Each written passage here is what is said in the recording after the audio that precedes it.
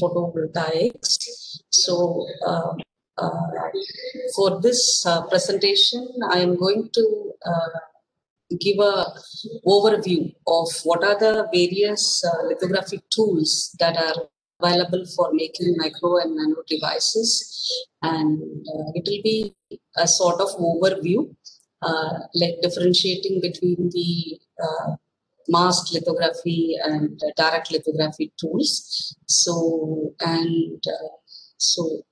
as you know, this particular FTP is focused on to know more on lab-on-chip, smart materials, micro devices, fabrication techniques, and characterization tools. So to start with, so like lab-on-chip, as most of you may be knowing, so lab-on-a-chip integrates one or more functionalities. Instead of doing an experiment on the desktop, you can do it on a very small miniature device that may consist of various components, like different components like reactors, mixers, and such things, so that you start the experiment with very minimal amount of reagents, and you get to know the results with high accuracy. And also it can like high throughput, in the sense that you can do instead of doing one experiment, you can do 100 times and look for repeatability and accuracy and such things. So that is the beauty of lab-on-chip devices, and it can be used for basic fundamental studies or even for diagnostics. So there are many devices, like handheld devices or handheld diagnostic tools available currently, even for the, let's say, for the detection of viral particles and other things. So you can test the sample within that small medium, wherein you have all such components or reagents to react, and you get to know the results. Okay, so all these components or the compartments are having the micro and nano dimensions. Micro, I wouldn't call it nano dimension, because nano is still in the research and development level, not into the market level. So limiting to the microfluidics, we can discuss what are the applications. So if you look into such device designs, they often consist of micro features. So how do they go about manufacturing or fabricating such structures? So usually lithography tools are used. So lithography tools are initially or exhaustively used in microelectronics for the fabrication of electronic components, various electronic components in a very small packed area. And so those lithography tools, they are relatively matured, and then standard recipes are there. So these lithography procedures have been conveniently borrowed for such applications, whether it is lab-on devices or it is also like commonly used, like lab-on-chip, microfluidics, and micro devices. These are the terms interchangeably used for this kind of lab-on-chip. Because most of the times you handle with fluids, reagents, and so microfluidics and lab-on-chip is interchangeably used. And so lithography tools are borrowed, or the procedures are borrowed from the microelectronics industry. So, and then of course the materials in microelectronics industry and lab-on-chip or microfluidics is quite different.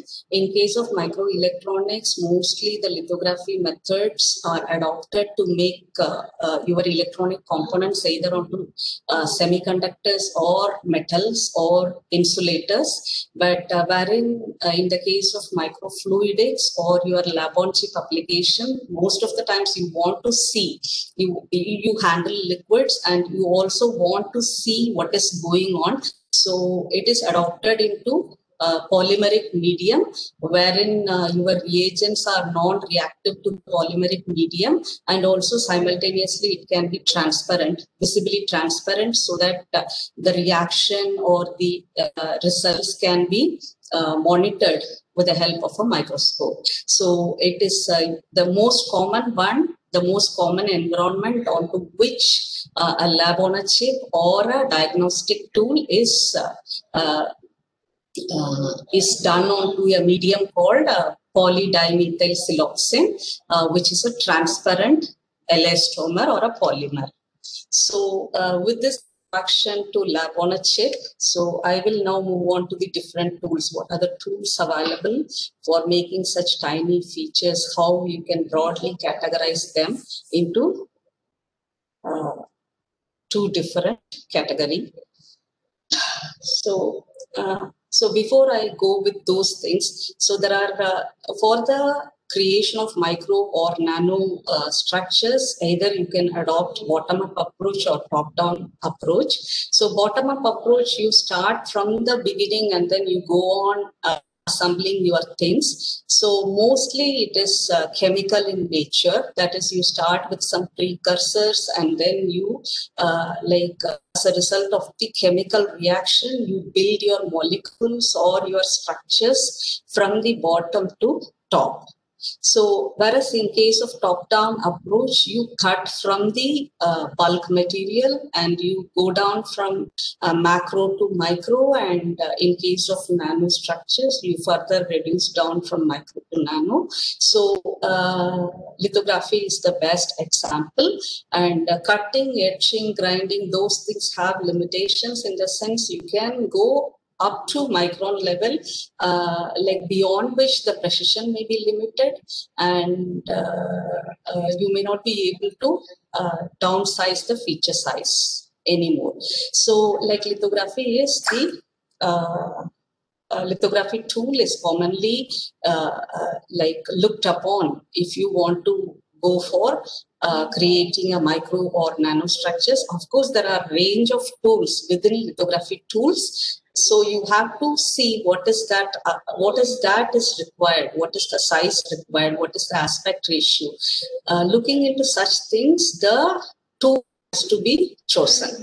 Among these tools, some of them are suitable for large scale or the mass production, whereas some of the tools are very, very sophisticated. But you may be able to go for very fine nano features. However, the speed and other things may be limited. So you may not be able to go for mass production or a high throughput requirements. So if you look into this kind of, this particular graph shows the how different tools evolved and then how it merged. So if you look into top-down approach, so you will see that lithography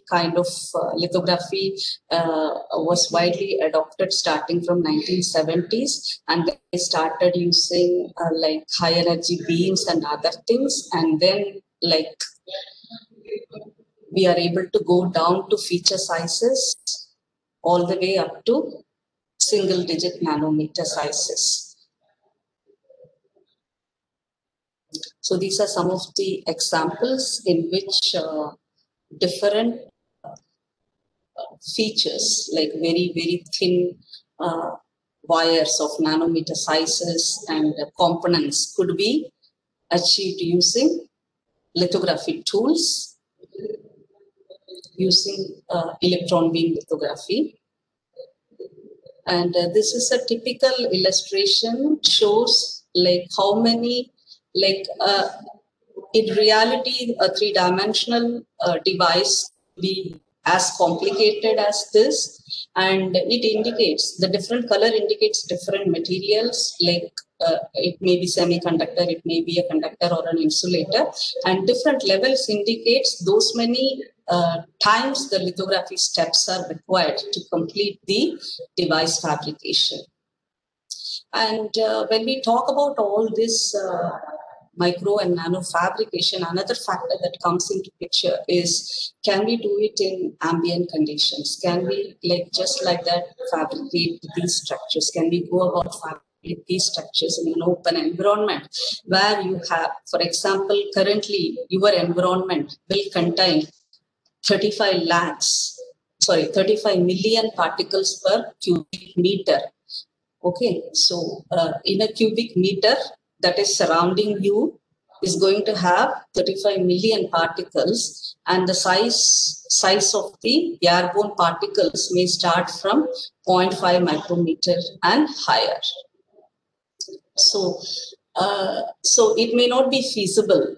So it is not feasible when you talk about so many smaller sizes. These dust particles are having much larger sizes, let's say 0.5 micrometer and higher. So these particles will interfere with your fabrication process, and it may give rise to very destructive fabrication. So this is a picture giving you an idea, like what are the particle sizes, which is like airborne particles having sizes. It ranges from like starting from 0.001 micrometer and all the way up to, so if you look into the heavy industrial dust, it is 1,000 micrometer, which is 1 millimeter even. So you are depending upon where you are located, this combination is also going to change, and it is having different sizes and everything. So definitely you cannot do a fabrication, micro or nano fabrication in a like ambient conditions. So you need a very controlled room, which is called clean room, to go about fabricating your micro and nano fabrication. So this is one such example. If you see the feature sizes, for example, this particular straight structure is having a width of about 2 micrometer. If you look at the dust particle that is sitting on top of these structures is much larger, could be 15 to 20 micrometer. So what happens at the end, you try to have expensive tools and other things to start fabricating your structure. But if you don't do it in a controlled environment, you will end up getting such particles interfering with your micro and nano structures. So this is a typical clean room setup, which gives you an idea how it looks like, and like how number of particles in the particular volume of space can be controlled. So depending upon the number of particles per cubic meter and particle size, the clean room is categorized. For example, if you say ISO 1 clean room, means there can only be 12 particles per cubic meter and having sizes less than or equal to 0.3 micrometer. So this is how the clean room is being categorized. So normally you will come across like clean room class 10,000 or class 1,000, but ISO 1 is very, very difficult, and it is also quite expensive to have such construct as well as maintain such clean rooms. So this is one example showing you how a typical clean room can look like. So, and as I mentioned to you, so if you see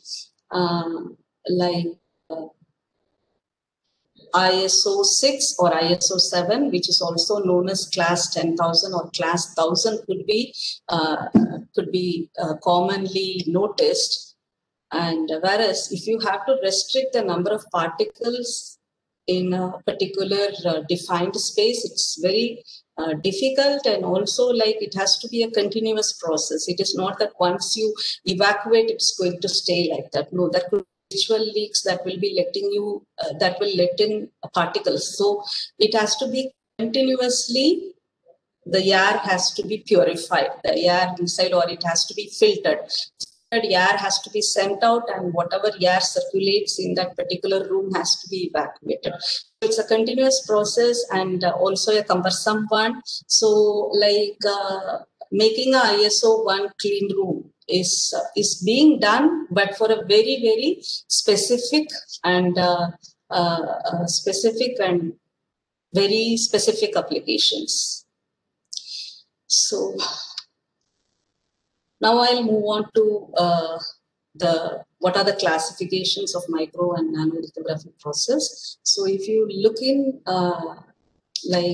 under masked lithography, you can categorize into masked and direct lithography methods. So masked lithography means you are going to have a mask in which you have the desired features only through which the interacting light or X-rays are going to interact with the photoresist materials. So such methods are called masked lithography, and you have optical lithography wherein you have the incident radiation could be UV light or a deep UV light, and X-rays also. If you want to make use of X-rays as your incident or the interacting probe, then X-rays can also be used, but X-rays also need masks if you want to use it for lithography purpose. And then laser beam or electron beam or focused ion beam, you can use them as a direct tool, meaning you can have a very sharp focused beam of lasers or electron beam or focused ion beam, and then make use of it as a tool for making micro or nano structures. So when I say it's a direct tool, then the beam sizes or the primary beam, whether it's laser, of course, you cannot focus beyond micrometer range. So laser writers are used for making micro features, but in a direct mode. Whereas electron beam and focused ion beam, you can have very fine beam diameters with which you can go for nano fabrication as well. So this is an illustration giving you what is the difference between masked lithography and direct writing process. So in case of your masked lithography tool, this is the UV light source, and you have a mask in between, and you have photoresist material behind it. So when UV light passes through it, the UV light can only go through the open area in your mask. Rest of the light is being blocked by the opaque region. So only a specific area in your resist gets irradiated by the incident UV light, and accordingly you go on creating your micro features. And in case of direct writing, you have the source. It can be a laser beam, it can be an electron beam, ion beam, or a proton beam coming out of the source, the respective source, laser source or electron source or your ion source. It is coming out, and so it's coming out of such sources, and so it can, and then this fine beam is being scanned by a scanning system so that it can move along X and Y directions. So specifically it goes to different locations and then start irradiating or it interacts with your photoresist material at specific locations, and thereby you achieve the micro or nano fabrication, what you intend to do. So in case of optical lithography, you start to do the mask that contains opaque and transparent regions using by designing and then transporting that into chrome coated glass substrate. So conventionally for optical lithography, the mask material is a glass substrate with chrome metal. So the chrome metal wherever chrome metal is there, that will be highly reflecting, or it will not allow the UV light to pass through the mask. It will, whereas rest of the transparent regions will only allow the light to pass through the mask. And again, in case of optical lithography, you can choose, there are different modes available. Either you can go for a contact lithography or a proximity. So contact lithography means like contact mode means you have the mask and the photoresist material in physical contact, whereas in case of proximity there is a air gap. However, like here you will compromise little bit on the resolution of the microstructures that has been fabricated, and in case of projection mode you will have a projection optics in between your mask and the photoresist, and this projection optics will try to step down the feature size. So it is like demagnification. So if you, for example, you have a 100 micron features in your photo mask, you can bring down to, let's say, 5 times or 4 times less than 25 micron or 20 micron, like that. So in such cases, you can make use of the projection mode.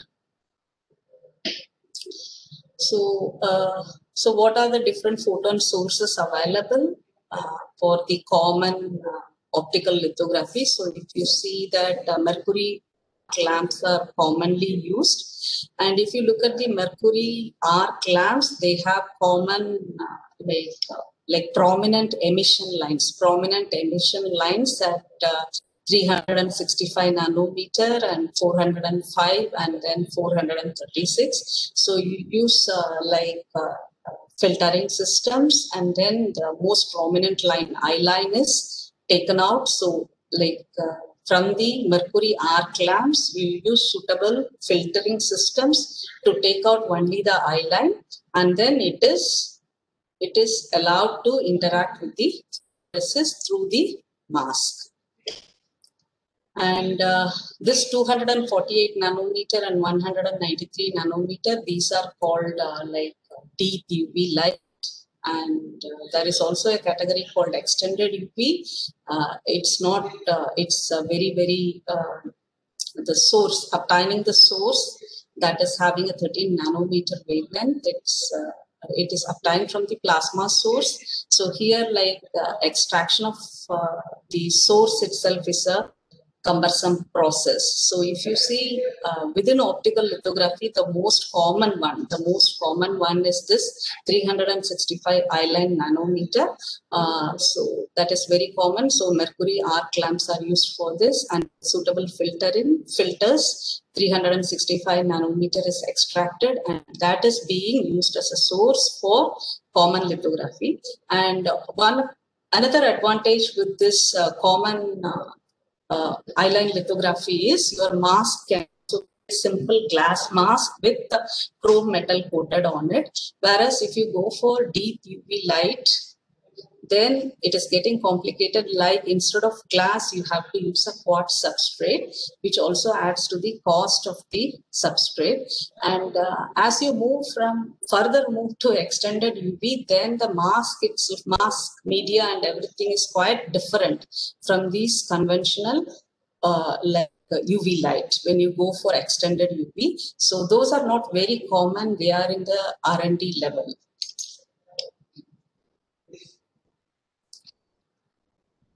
So apart from the mercury lamps, the other like recently emerging sources are UV lights, UV LEDs. So UV LEDs can also be used in case of this kind of mercury lamp. UV LEDs can also be used. However, like when you compare the power rating and other things, you may have to use as many numbers as required, depending upon, okay, I want to illuminate 1 inch area with my UV light. I want to expose 2-inch area of the photoresist. Like accordingly, the source sizes will be different. The source output, UV light output area will be different. So accordingly, the numbers have to be enhanced. So now, after optical lithography, there is another tool called X-ray lithography. So X-ray lithography, as the name suggests, you are going to make use of X-ray as a source for interacting with your photoresist material, but through the desired mask. Optical lithography will have a different mask. Within optical lithography itself, depending on the wavelength, the masks are going to be different. And in case of X-rays, again, though it is categorized under mask lithography, the mask material and other things will be different for different incident source material. So here the X-ray source, again, the X-ray source again has to be from synchrotron. Not that you take like whatever you might have commonly seen in hospitals and other places, the X-ray tubes that are used for body X-rays, or you might have seen X-rays in the like ports and other places for the X-ray detector and other things. Those X-rays cannot be used for the lithography purpose, because you want to have a very, very well-defined X-ray beam without much divergence, and having you choose a particular defined energy, then there should not be any loss or something when it is coming to lithography purpose. So usually the X-ray source for lithography purpose is from the synchrotron sources. Again, these synchrotron sources are not very common. For example, in India, you can find it in like Indore. Like that, across the world, you can only have this facility limited, very limited across the world. So these are some of the preliminary information about X-rays, and which I'll skip.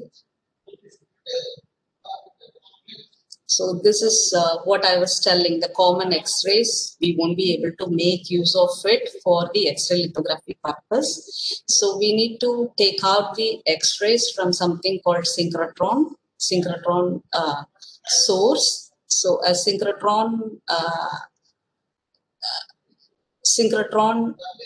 in a synchrotron, you have the electrons moving with very high relativistic speeds. So when you have those high fast moving electrons, when it is hitting a target, you get a X-ray emission, and those X-rays have very high intensity and energy to make use for lithography purpose.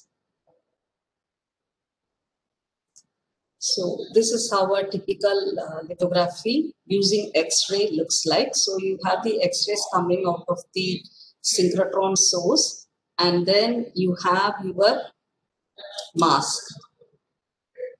You have your X-ray lithography mask. So X-ray lithography mask will have a different materials. We'll make use of different materials. For example, in case of optical lithography, glass was used as a transparent medium for the UV light, whereas here you will see some membranes like silicon nitride membranes as your transparent material, and you will have gold as a opaque or a material that stops your X-ray.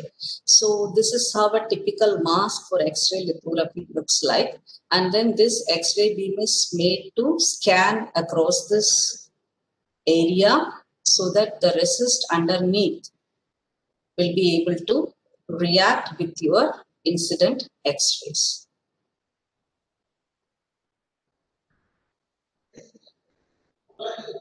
So if you look at some of the advantages, so it has much shorter wavelength compared to the UV light. So shorter wavelength, and therefore you will also be able to go for smaller sizes. And the minimum feature sizes can be as small as 10 to 20 nanometer. And most of the photoresist that are useful in optical lithography is also applicable for X-ray lithography. That is another advantage. So the lithography, though you have to make a special mask, the photoresist material, photoresist or the light sensitive materials can be common in case of optical lithography as well as in case of X-ray lithography, and very negligible diffraction. So you can get a good sharpness in the features, micro or nano features that have been created. And the mask, though it is expensive and complicated to make it, once made, it has a very good lifetime. So the disadvantages, obviously the source is very, very expensive. A photolithography source is as common as a mercury lamp or an LED assembly, UV LED assembly. Whereas like in case of X-ray lithography, you need a very, very sophisticated, dedicated tool, which is not cheaper, and X-rays cannot be focused.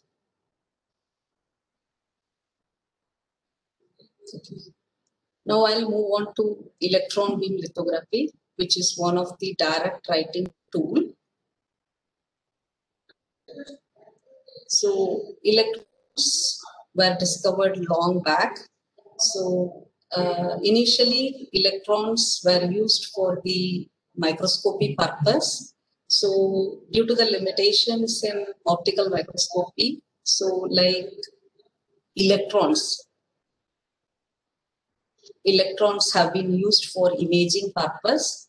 That is, you have an electron source and then electrons are extracted from the electron source and it is made to scan over the sample you want to image. And that's how the electron, as a result of the primary electron beam interacting with your sample, secondary electrons are emitted, and those secondary electrons emitted from the sample carried information about the sample such as topography and other things, other surface features. So when you study those or when you record them, record the secondary electrons that are emitted from the result of interaction between your primary beam and the sample that is being probed, like they were getting information about or they were able to make images of the samples, but with very, very high magnification compared to optical microscopes. So if you look into the limitations of light microscope, so you cannot go for resolutions less than 200 nanometer or 300 nanometer, whereas with electron microscopes, you can go up to nanometer resolution. That means you can resolve the nanometer sized features in your samples. And this is with respect to microscope. So, and again, within electron microscope, there are different, like if you are looking at the secondary electrons interacted with the primary beam, then it is called SEM. And if you look into the transmitted electrons interacting with the samples, then it is called a TEM. So like as I told you, the primary beam interacting with your sample, and as a result of you get your secondary electrons. When you look into those secondary electrons, it is called SEM. And electrons can also be made to travel through your sample. So these transmitted electrons will carry information about your sample, then it is called transmission electron microscope. And the transmitted and scanned electrons will give you information about, it's called scanning tunneling electron microscope. Sorry, scanning transmission electron microscope. And in case of electron beam lithography, so your incident beam is going to interact with the photoresist material. And you can see the difference. Here the electron beam is shown in green color. Here the electron beam is shown in red color. That tells you that the energy ranges are going to be different. Okay. Like if you want to image the sample, you can go for a different energy region, whereas if you want to use it for lithography purpose, then it has to be a relatively less energy. So that is the only difference. Otherwise, you are going to have a narrow electron beam from the same source, but how much of the intensity? Intensity means energy. Intensity is related to energy of the incident beam. So this is different if you are using it for the imaging purpose, and it is going to be in a different way if it is for the lithography purpose. And this is how a typical electron beam writers will look like. So from the top, you will have the electron source, electron gun, or it is also called electron source. It can be a thermoionic emission of electron, or a field emission guns can be there. But whatever the electrons emitted are being guided through a set of electrostatic lenses to get a very small narrow beam, so that you will be able to create micro or nanostructures. The smaller your beam diameter, you will be able to make finer structures. However, like, it may sound easy to get an electron beam with 10 nanometer, may sound very simple, but focusing it down from few microns to 10 nanometer or 50 nanometer is a challenging task. Only a person with expertise will be able to do it very easily. Otherwise, this also skill has to be learned before you want to use it for making very fine nanostructures. And as I mentioned to you, so the electron guns, like it can be thermal emission or field emission. Accordingly, there are different sources available. These are the three common sources available. Either it can be a tungsten wire filament, or a lanthanum boride crystal filament, or a tungsten field emission source. So these are the common, like recent times, these are the sources being used for getting initial emission of electrons, following which we have to use set of apertures, various apertures and lenses, so that you can narrow down the diameter of the initial beam. You have to cut off, chop it off, and then you have to keep it on the straight line. So for that purpose, you use lenses and aperture system, so that at the end you will be able to, here is the place you will have your photoresist at the work stage. So you have to bring down the electron beam all the way from there to the work stage, so that you are able to then scan the beam to get your desired nanostructures fabricated on the photoresist. And these are some of the different modes how all you will be able to scan the beam, like raster scan or the vector scan, jumping from one point to another point. Those can also be done. So like whenever there is a scanning, there is here you can see a component called deflector. This wherever you don't want the beam, like in your sample, you want to specifically create nanostructures at specific locations. So wherever you don't want the electron beam to interact with the photoresist, this deflector is being used to deflect the beam away from the axis. And there are places where, suppose, like the beam cannot be scanned for a very large areas. Though I say it can be scanned in X and Y directions, the practical limitations could be seen. We are talking about an electron beam of 50 nanometer or even less than that. So such a beam, circular beam or a rectangular beam, perfect squarish beam or a circular beam you are taking, and you cannot scan it over a large distance, then you will get aberration errors. That is, a circle if you take and then you keep deflecting, you will end up with an elliptical spot. That may give undesired results. That elliptical area of the photoresist will interact with the incident beams. aberrations will come into picture. So this also, the total scan area by beam scanning alone is also limited. And if you are able to get let's say 100 micron by 100 micron, total 100 micron by 100 micron area scanning, that itself is a very good number. Some cases they even go up to little higher, but not very high, because your aberrations and other things will come into picture.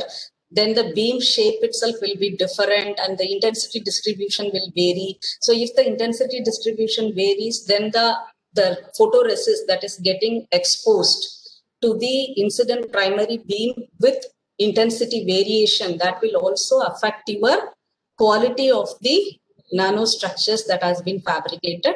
So in such cases, if you want to have a larger area, usually like they also move the stage. Stage can also be moved. Like beam can also be moved and then move the stage and then again stitch it. So such things can be followed. However, both have limitations. You can really go on, okay, I want a like 2-inch area, 4-inch area. That is not possible. Whereas such larger areas are possible only in the case of optical lithography.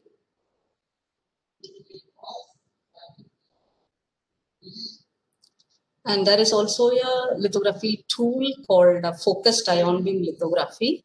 So it is also similar to electron beam, but unlike electron beam, here we will be, heavy ions like gallium ions are being used. And when I say heavy ion, again, it has limitation. It cannot, it can only,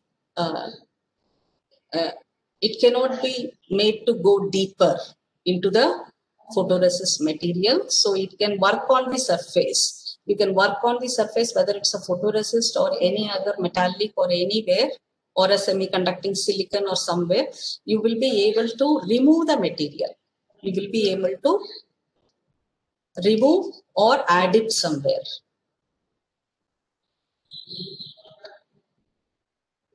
So it works on the principle of sputtering. So the primary ion beam in case of focused ion beam is going to be a heavy ion. So this heavy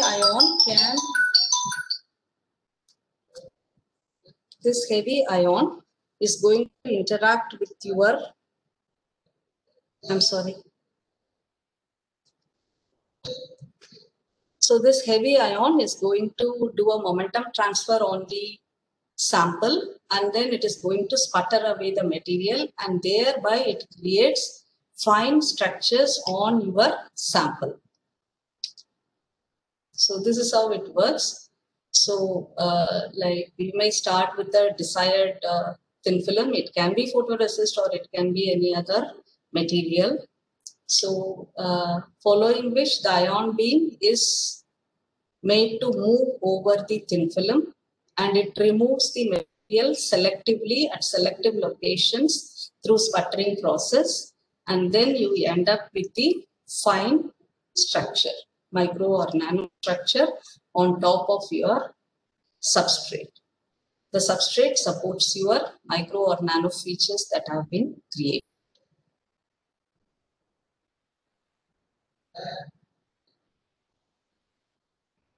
So these are some of the examples of the structures that have been created using focused ion beam, but onto different materials. So if you look at a zinc, if you want to do focused ion beam milling in zinc, you may have very good sputtering rate, faster sputtering rate compared to silicon. Okay, so this is zinc, this is copper, this is aluminum, and this is silicon. So if you see that the gallium ion is common, so all the materials have been sputtered by or ion milled using gallium beams. But if you look into zinc, the sputtering rate of zinc is much higher compared to copper, aluminum, or silicon. But if you look at the smoothness, silicon has the highest smoothness or the very good structures with very less roughness.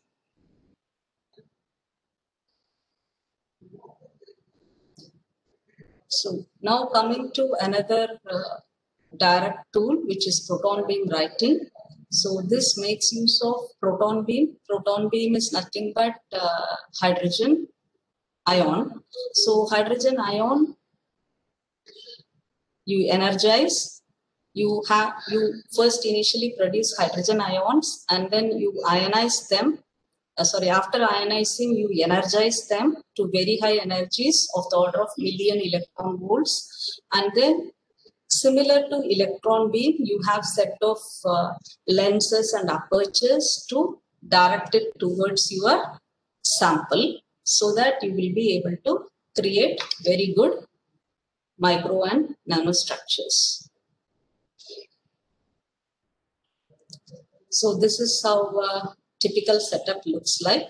So as I mentioned to you, like how lithography is complicated, you need a dedicated source called synchrotron source. Here for producing high energy protons or high energy hydrogen ions, you need a setup called accelerator, proton accelerator or alpha particles. Like maybe you are familiar with accelerator producing protons, alpha particles, beta particles like that. So such an accelerator is required here also.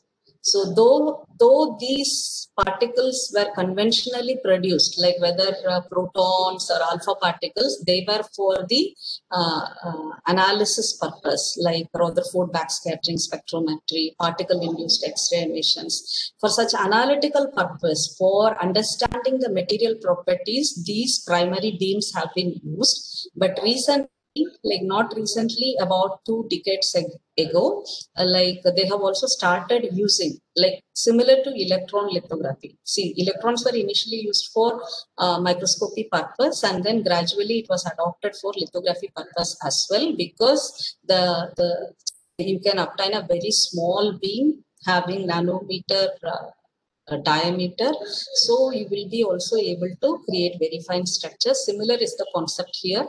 So initially these particles, like charged particles, high energy charged particles, were used for analytical purpose to understand the samples, what is the chemical composition, what is the X-rays from the X-ray emitted or from the backscattering. They were able to analyze the samples and predict or infer the composition and other details.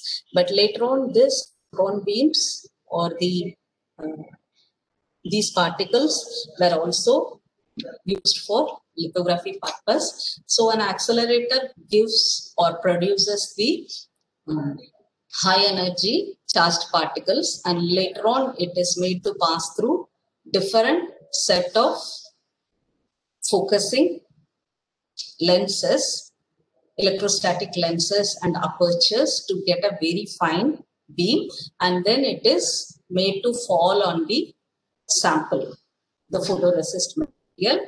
And as in the case of electron beam, here also, like the proton beam can be scanned or the stage can also be moved to create micro or nano features on your photoresist material.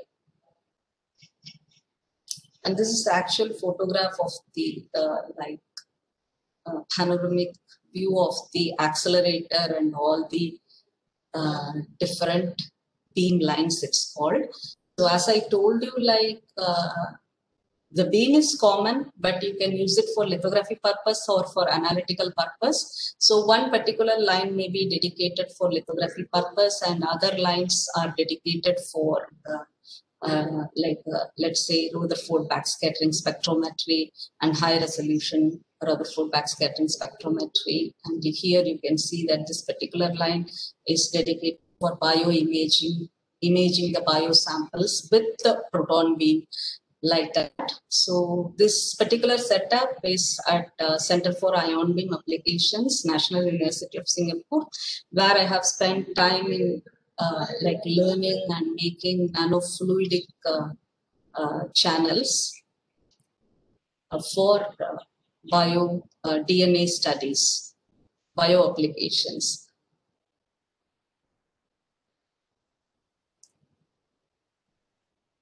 So this shows the capability of proton beam writing. What are the smaller structures that can be created using on a PMMA photoresist. So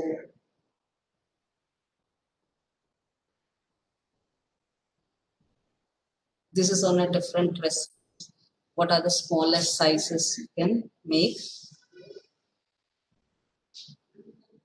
Here the width of the line is about 22 nanometer.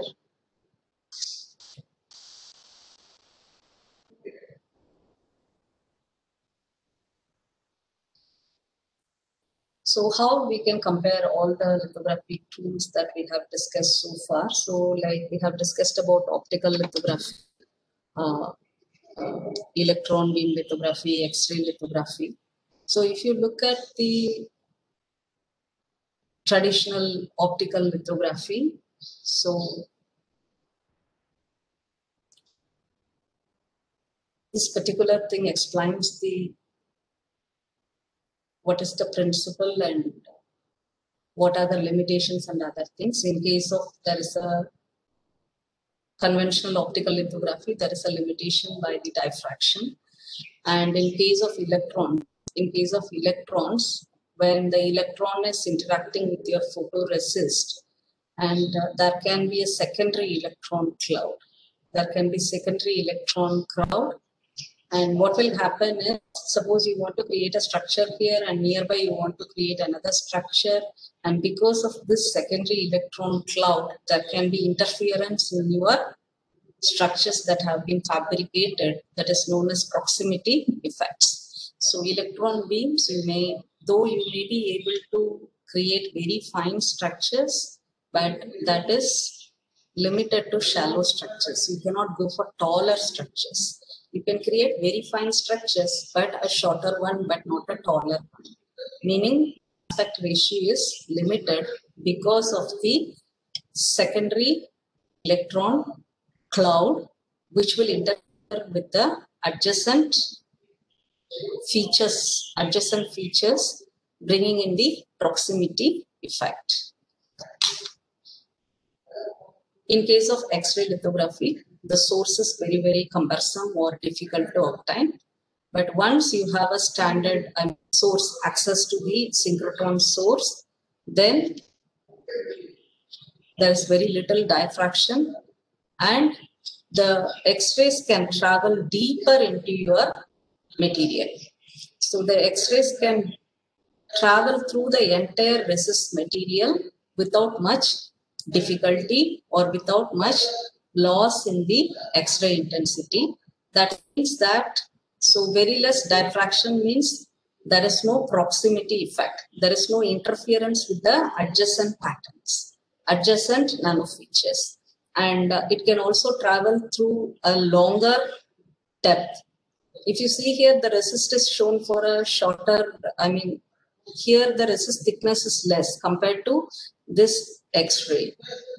It is shown purposefully so that the X-rays can travel through the entire resist depth or even beyond that without much diffraction and also without much loss in intensity. So these two tells that there is very less proximity effect and you can also go for high aspect ratio structures.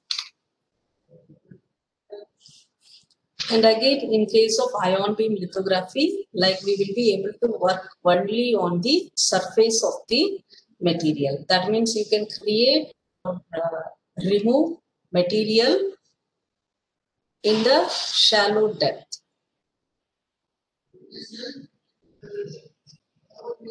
Yeah, so it is compared in a different manner here. So with gallium or FIB, you will be able to work on the surface of the resist. See, this is a PMMA resist having a thickness of about 60 micrometer. With the focused ion beam, heavy gallium ion, you will be able to work on the surface only. Whereas with the electrons, the secondary electron cloud is going to be like this. So you cannot go for high aspect ratio structures. And in case of X-rays, you can go deeper. And proton beams also, you can go deeper, but as you go much deeper, then you have some diffraction coming into picture. So the moment diffraction is coming into picture, you will have proximity effects. So as of now, the very good technique, if you want a high aspect ratio with very less proximity effect, then X-rays are the best one.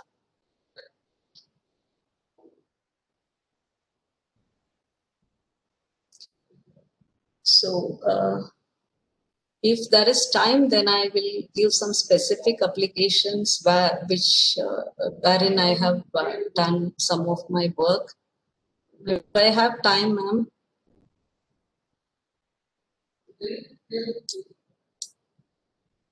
Ma'am, yes, ma'am. Ma'am, you have time, ma'am. Okay. Provided if the participants have many questions, then.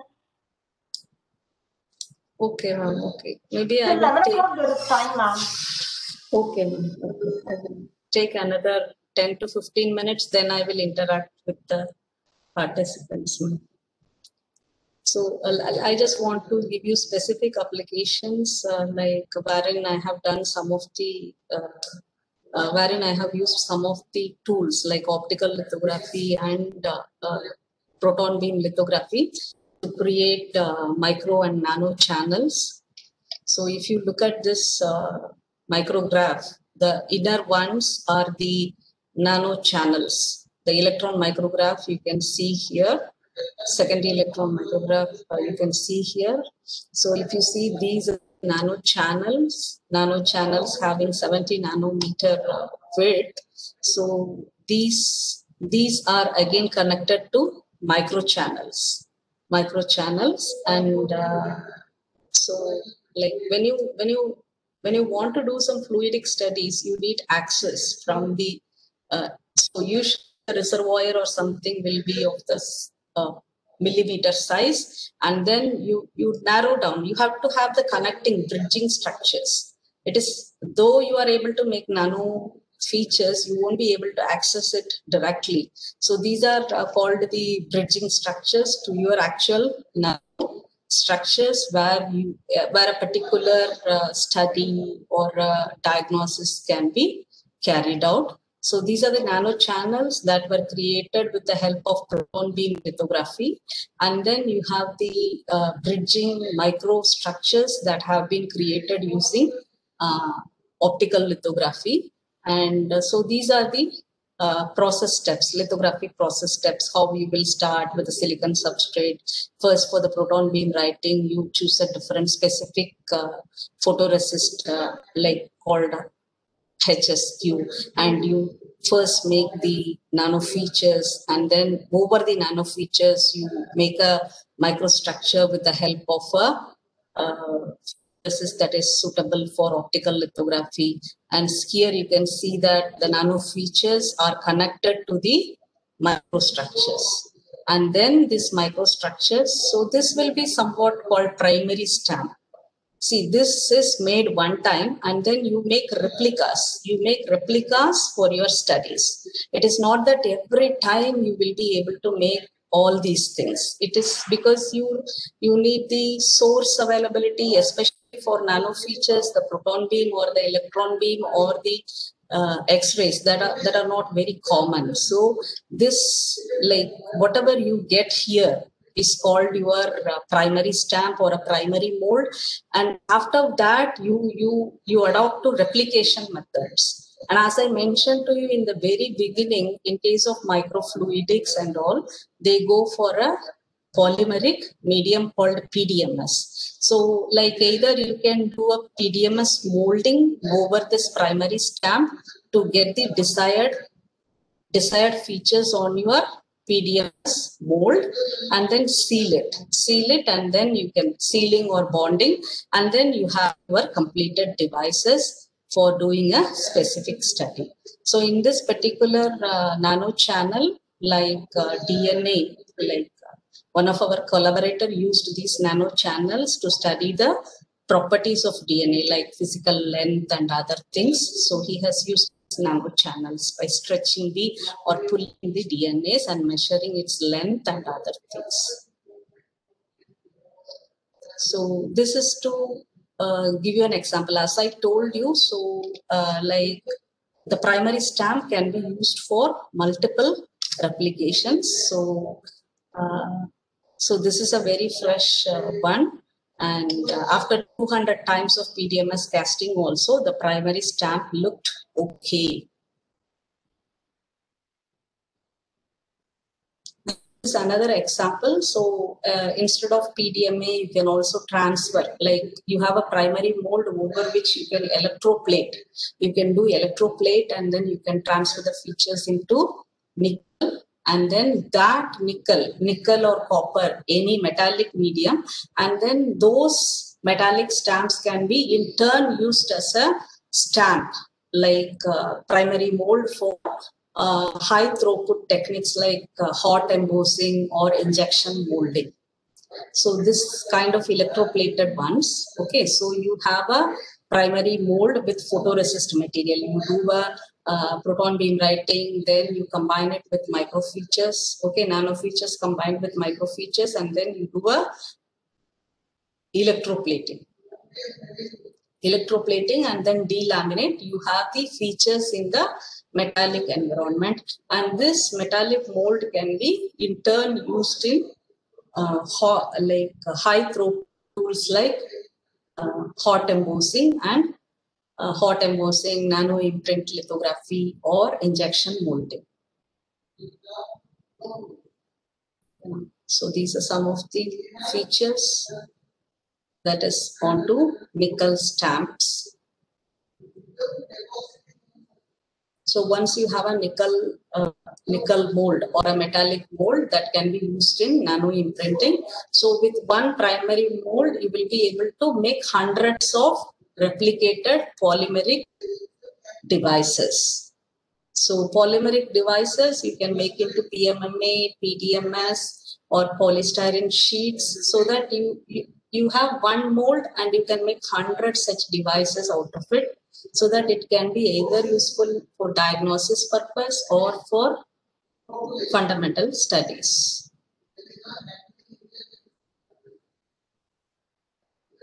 So this is an example how injection molding is being done. So you have your mold and then the molded parts, polymeric parts are being made. So one primary mold is being made with all the dedicated tools, like combining lithography tools and electroplating process, and after that you can use it for high throughput techniques to make n number of replicas.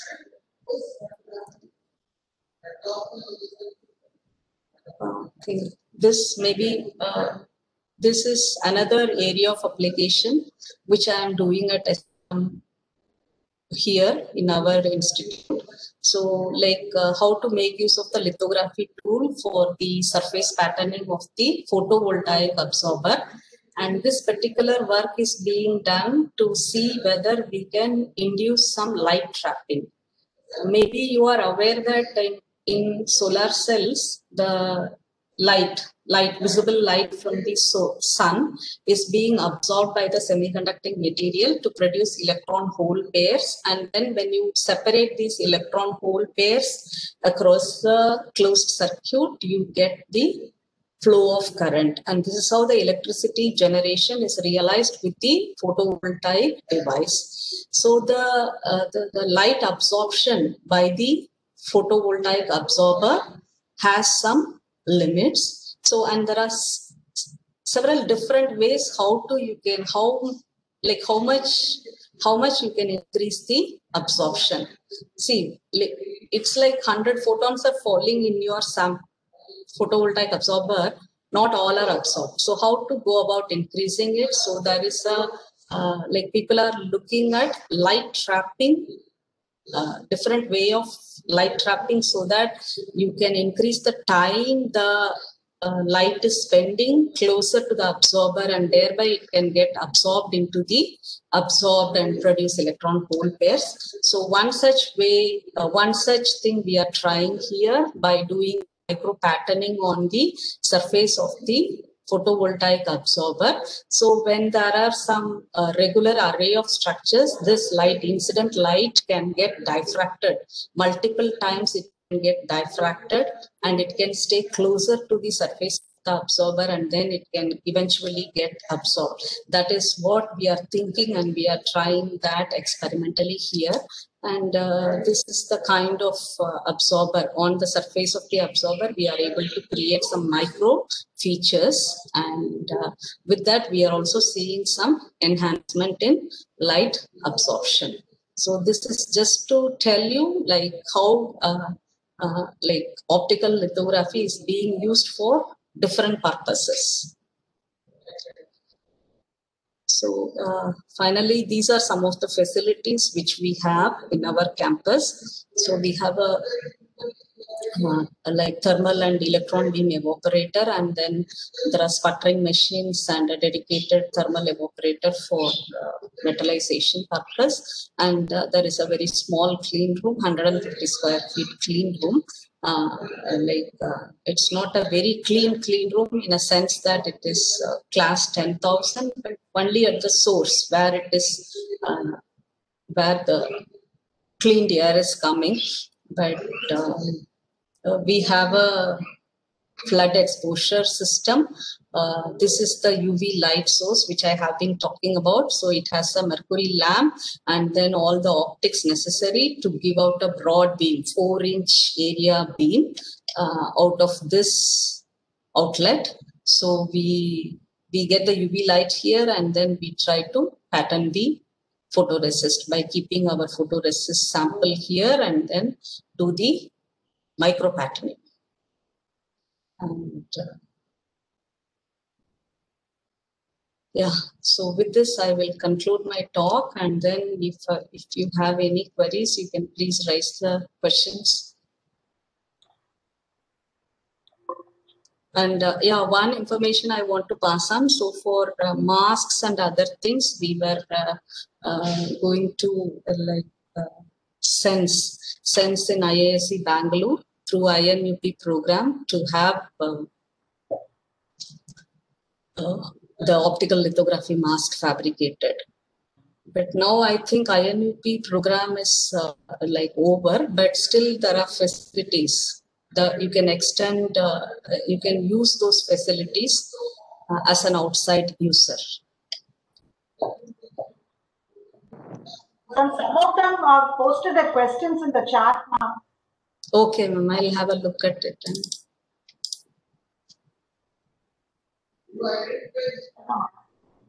Lower the number is the cleanest room. Yes, lower the number is the cleanest one.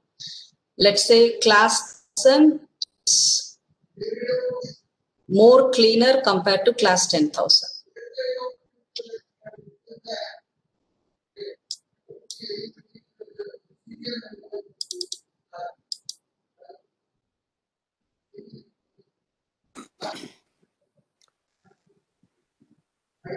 This is Srini here from SRM IST Mechatronics Department. Actually, I am doing my research on the printed electronics in automotive industry. Okay. So, do you have any facilities in SRM? Because I have not actually I thought of come and meet Vimla ma'am after next week. Maybe this is opportunity to ask that questions to you now because you have the facilities now. Yes, like as I showed you in this photograph, there is a small clean room facility where we can at least fabricate feature sizes up to 20 micron and higher. So if the feature sizes, your printed circuit board has feature sizes like 20 micron or more, with a suitable mask fabricated from like Sense, IISc Bangalore, or there are many vendors available. So mask making is one time. So if you can fabricate the mask, then it can be adopted. Okay. No, I'm talking about. I'm thinking of going for a screen printing kind of options, not this photolithography. For example, in Okay, okay. capacitive sensor in the mass production. Because I came from industry, and Okay, okay. actually I wanted to convert. The photolithography is very expensive today at this moment, and Yes, yes. it is okay for the IC manufacturing other stuff, but in case of capacitive sensor and other, which is going to be a big display. Assume that we have a big Yes, display, yes. then Uh-huh. we can't have a photolithography process. It is a very Yes. expensive process. So instead of Mm. going for that, I'm thinking to go for a printed electronics. That means printing by using screen Mm. printing. Nano inks will be printed on it. Mm-hmm. So Yeah, then like you that, have to look for facilities like plotters and other things, I guess. yes, yeah. Correct. Yes, yes. Yeah. That I do not have like currently, but maybe uh, you can check with some other labs. Okay, ma'am. Okay, so but do you have any simulation? But right now we have a lot of stuff, right? So do you have any simulation tool like COMSOL? I heard one of my faculty was mentioned here, colleagues, Uh-huh. that I your department has COMSOL software. So Yes, yes, is there that is right? one console software Okay, like MAM is having for the department for teaching purpose, and we do have like research institute also. Like we have purchased one console floating network license, but there are only two modules currently, like ray tracing and RF module are there. so Those are the MEMS two you don't have. modules available, but Oh, based on the requirement, it can be an add-on. So okay. Actually, I'm looking for basic, yeah. MEMS module. MEMS, I think, like, ma'am, is it there in EIE department, ma'am? Your department? We have Uh-huh. Yeah, MEMS module, like in the department of EIE some of also the there. department faculty are coming and working here, ma'am. Yes, yes. Yes, you can check what are the modules available, and then like whatever research institute, that floating network license, we have two modules like RF and ray trace module. Okay. Yeah. Okay, ma'am. Thank you, ma'am. I'll get in contact with Vimla ma'am later. Thank you. Yes, yes. Thank you.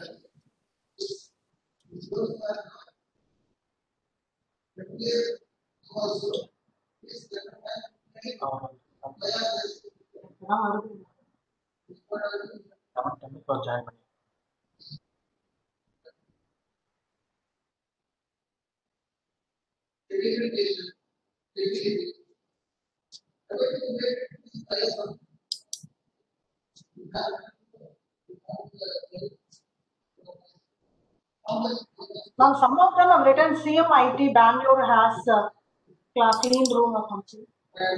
Yes, I think CMIT, they have also good clean rooms. Yes. Yes, ma'am. There are also clean rooms. Very like they will go on. Like it will be like hierarchy. The deep inside, they will have a smaller area with very like let's say 100,000, 10,000.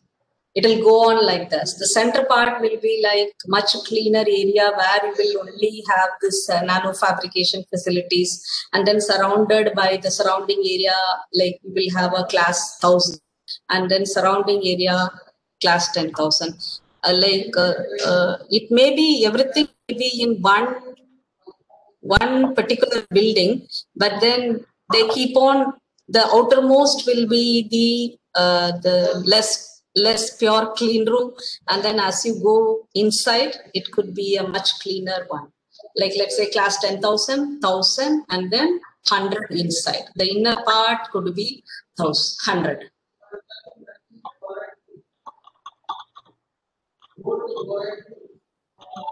Deepa ma'am, are you there?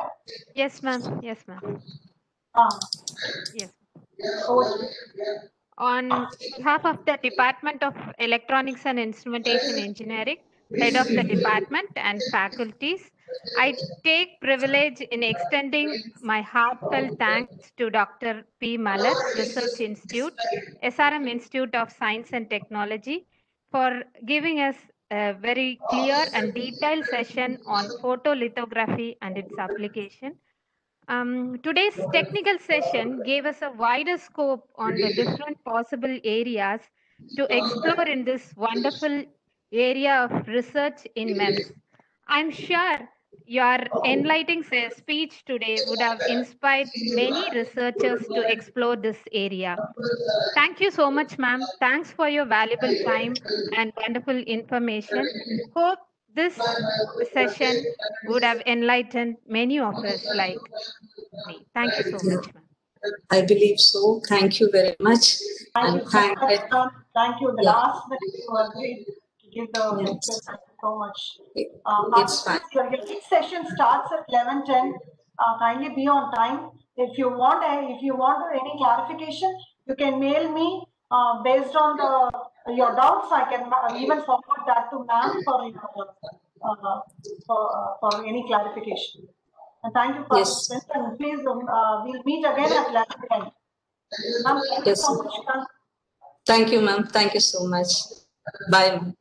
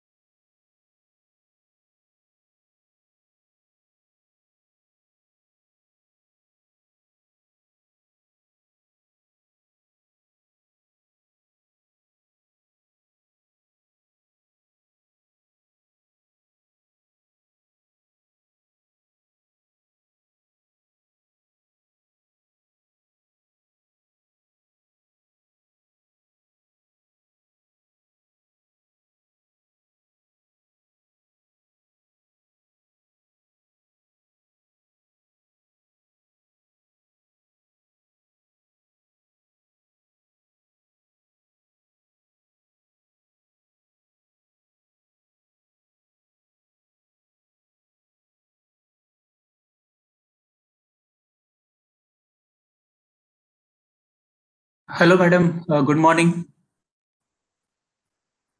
Good morning, sir. Good morning, sir. Shall we wait for a few more minutes? Sure, sure. I will just try to set up my presentation. Yeah, please upload your PPT, sir. Yeah, I'll do that. I'll share that. Yeah.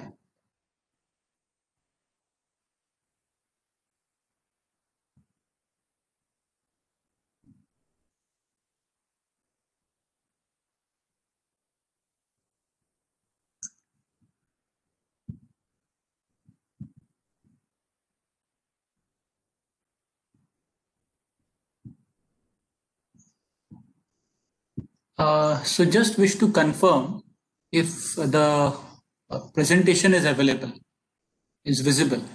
Yes, sir. It is visible, sir. Okay, I'll just change a slide. So slide is changed, right? It is changing. Okay, ma'am. Yeah, thank you, ma'am. Thank you.